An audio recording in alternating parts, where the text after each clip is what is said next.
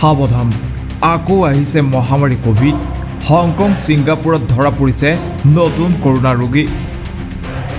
এছিয়াৰ কেইবাটাও অঞ্চলত পুনৰবাৰ কোভিড-19 ৰোগীৰ সংখ্যা বৃদ্ধি পাইছে হংকং আৰু ছিংগাপুৰৰ দৰে ঘন জনবসতিপূৰ্ণ চহৰত সংক্ৰমণৰ সংখ্যা যথেষ্ট বৃদ্ধি পোৱাৰ লগতে চীন আৰু থাইলেণ্ডৰ স্বাস্থ্য সংস্থাসমূহেও জাৰি কৰিছে বিশেষ নিৰ্দেশনা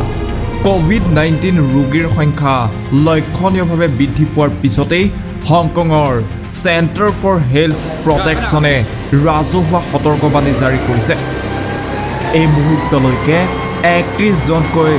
ৰোগীৰ মৃত্যু হোৱাৰ খবৰ লাভ কৰা হৈছে ছিংগাপুৰৰ স্বাস্থ্য মন্ত্ৰালয়ে কোভিড-19 ৰোগীৰ সংখ্যা 28% বৃদ্ধি পোৱাৰ লগতে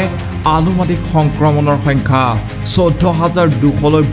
বৃদ্ধি পোৱাৰ তথ্য প্ৰকাশ কৰিছে কৰোনা ভাইৰাছৰ বাবে চিকিৎসালয়ত ভৰ্তি হোৱা লোকৰ সংখ্যাও প্ৰায় 30% বৃদ্ধি পাইছে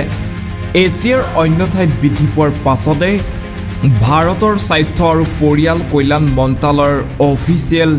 ডেস্কবোৰ্ডে তথ্য প্ৰকাশ কৰিছে বৰ্তমান দেশত মাত্ৰ 93 জন কোভিড ৰোগী সক্ৰিয় হৈ আছে